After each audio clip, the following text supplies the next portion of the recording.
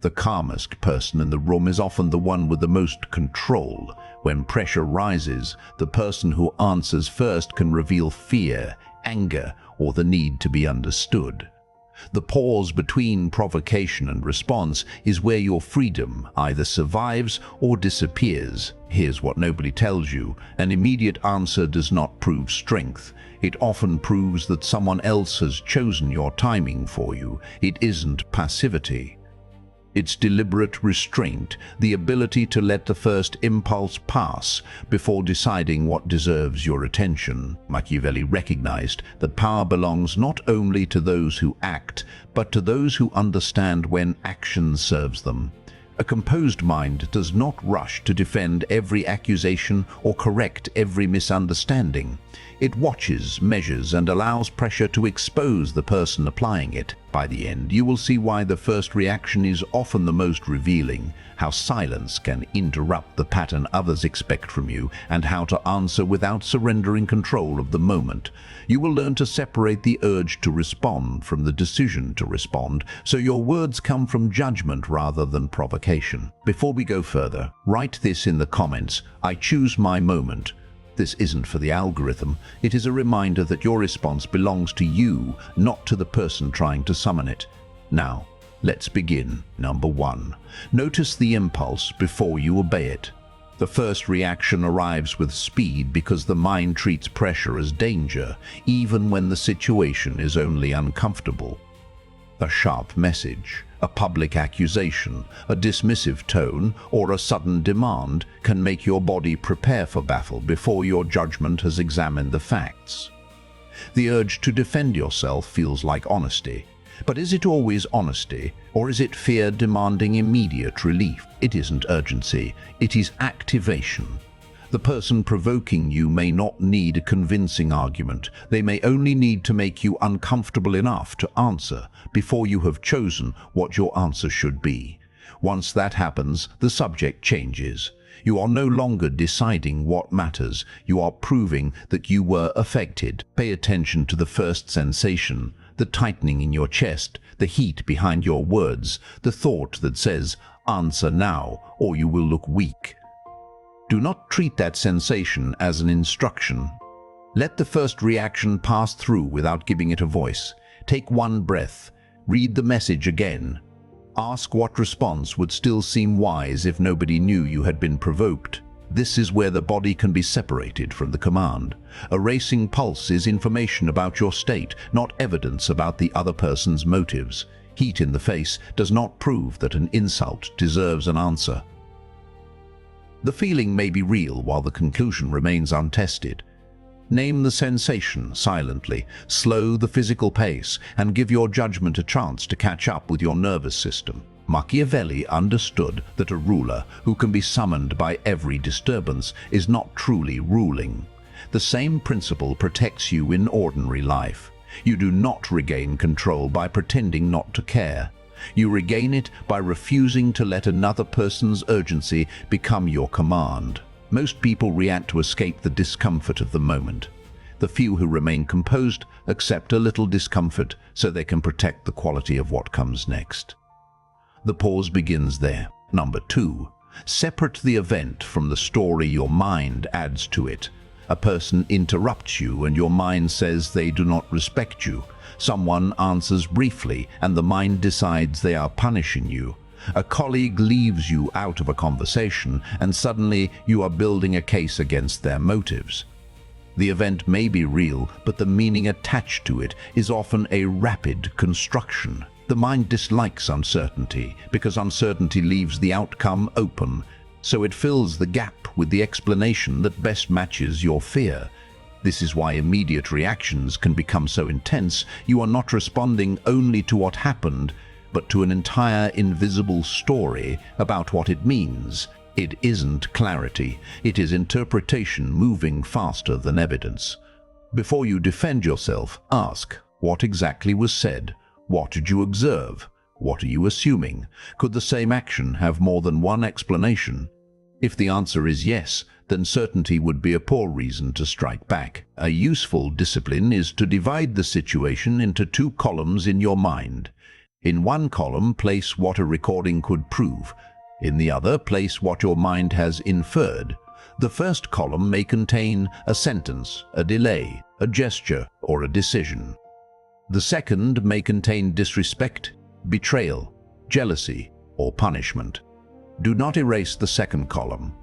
Simply stop confusing it with the first. Watch how the person applying pressure benefits when you argue with a motive they never openly stated.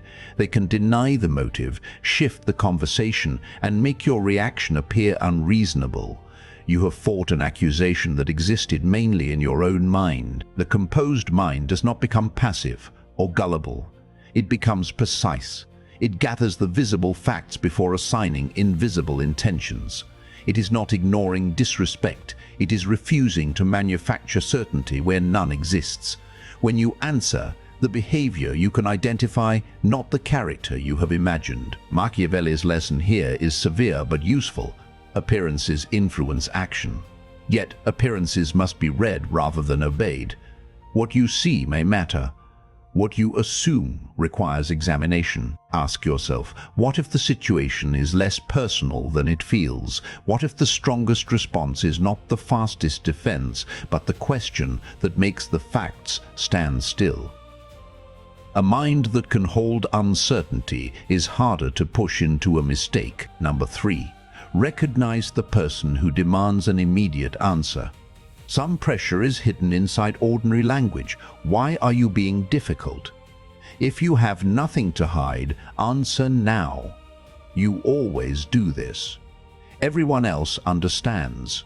These phrases are not always malicious, but they often attempt to replace your judgment with their deadline. The mechanism is simple. When someone controls the pace, they can control the quality of your thinking. Speed narrows attention. It makes you focus on ending the discomfort instead of choosing the best response. A person who knows this may keep the pressure alive through repeated messages, exaggerated disappointment, or sudden accusations. It isn't a request for clarity. It may be a demand for access to your unprepared mind.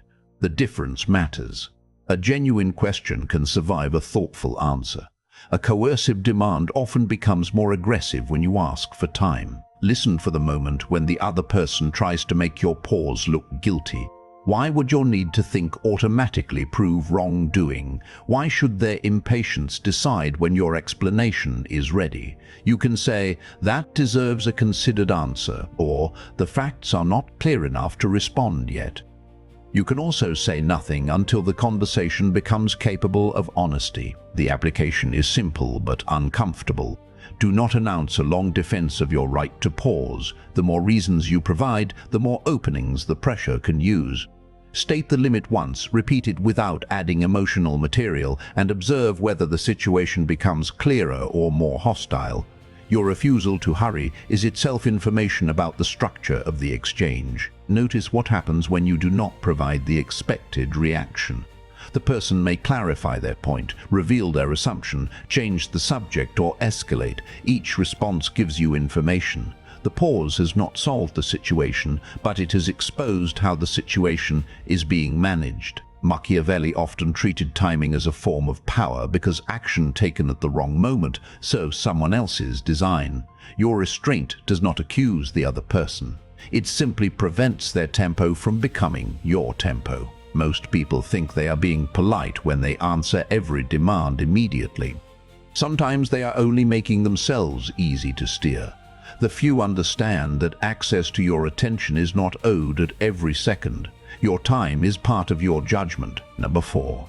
Use silence as observation, not punishment. Silence becomes dangerous when it is used to make another person anxious or to create an atmosphere of superiority. That is not composure. That is a hidden attempt to control. The useful pause is different. It creates enough space for behavior to reveal itself without your constant interruption. When you stop filling every gap, people often show what they were really seeking. Someone who wanted understanding may explain. Someone who wanted agreement may repeat the demand.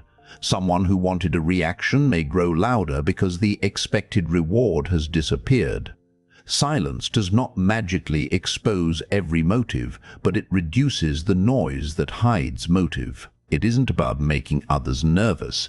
It is about becoming less dependent on immediate certainty. Watch the room after a provocative statement. Who rushes to soften it? Who changes the subject? Who watches your face instead of listening to your words? These details matter because pressure is often communicated indirectly. If you are accused unfairly, do not rush to fill the silence with a complete defense. Let the accusation remain visible for a moment. Ask one clean question. What specifically are you referring to? Or say, that is not accurate. And wait.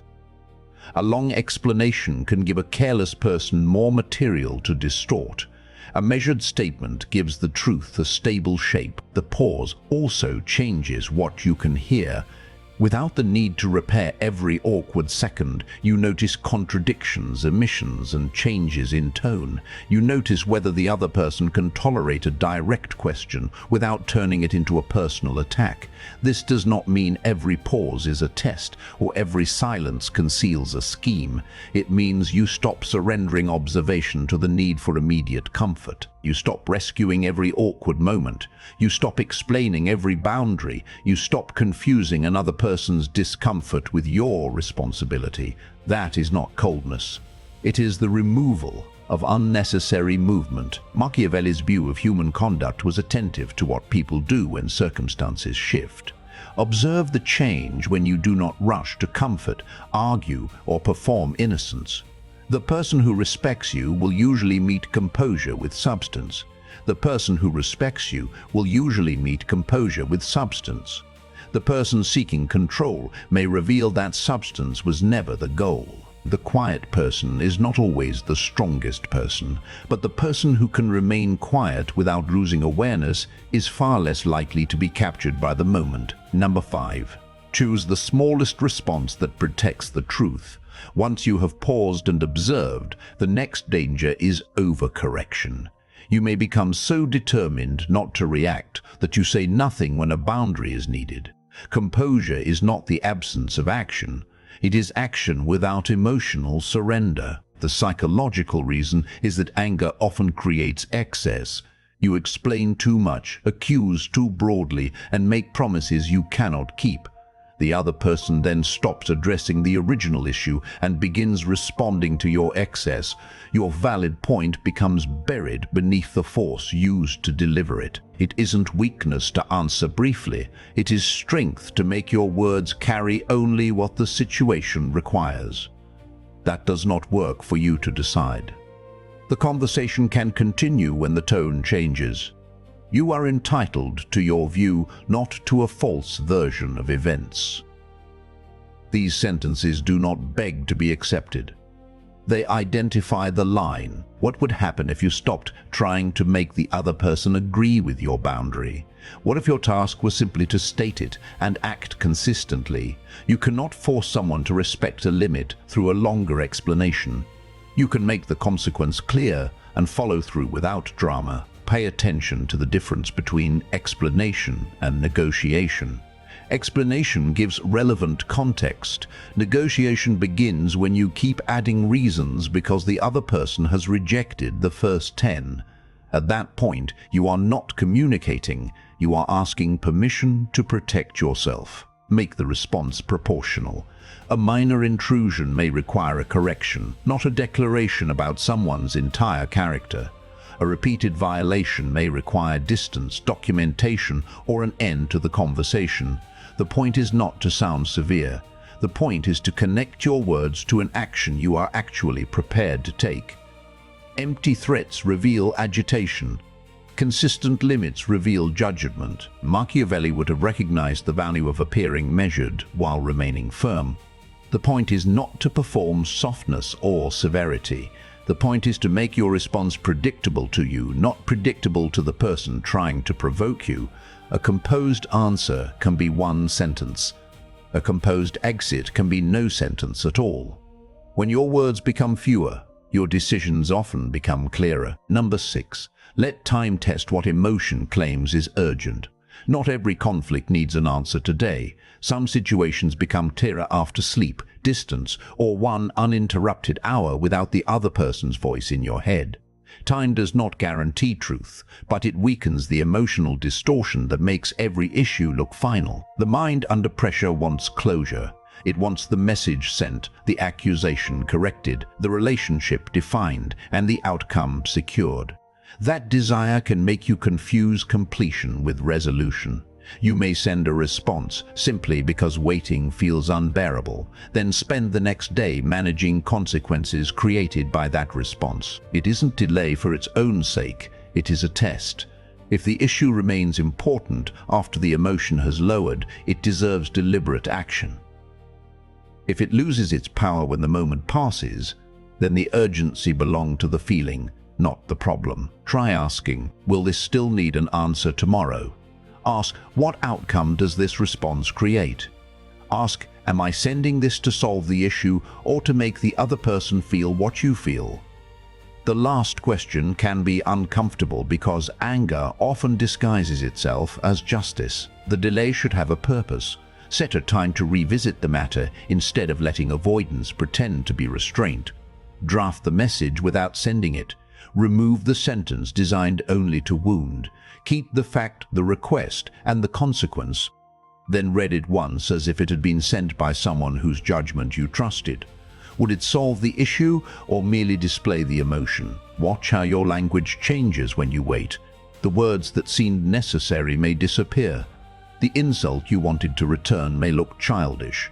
The boundary may become cleaner, or you may discover that action is genuinely required and you can take it without the tremor of needing immediate vindication. The person who acts after reflection is not slower in every situation. That person is simply less available to emotional scheduling. Machiavelli's understanding of timing was not an invitation to hesitate forever. It was a warning that premature movement can hand advantage to events and people that have not earned it. The first answer belongs to emotion. The chosen answer belongs to you. That distinction is where restraint becomes practical power. Number 7. Become the person whose inner state cannot be easily read or moved. This is the final shift. At first, composure helps you stop an impulse. Then it helps you examine a story, detect pressure, use silence, set a boundary, and let time reveal what urgency conceals. Eventually, it becomes part of your identity. The mechanism is repetition. Every time you pause instead of performing fear, you teach your mind that discomfort is survivable. Every time you answer from judgment instead of provocation, you make self-command more familiar. You are not building a mask. You are building a stable center that does not need to announce itself. It isn't emotional numbness. It is emotional ownership. You can feel anger without handing it the sentence. You can feel fear without letting it choose the direction. You can care deeply without becoming available to every demand for proof. Ask yourself, what would change if you no longer needed to be understood immediately? What would you notice if you stopped measuring strength by how quickly you could win an exchange? The composed mind does not need every person to recognize its composure. It does not chase the final word because it has already chosen its position. Practice this in ordinary moments, not only during conflict. Let an unanswered message remain unanswered for a reasonable period. Let a minor misunderstanding exist without rushing to correct it. Take one breath before replying when praise, criticism, or suspicion reaches you. Small repetitions create evidence that your state does not have to be managed by every external signal. You stop reacting to every signal.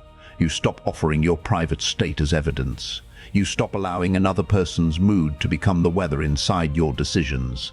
You see more because you are no longer spending all your attention on proving that you saw something. Machiavelli's deeper lesson is that power is not only the ability to move others, it is the ability to remain governed by judgment when others are trying to move you. The person who never reacts first is not trying to dominate the room.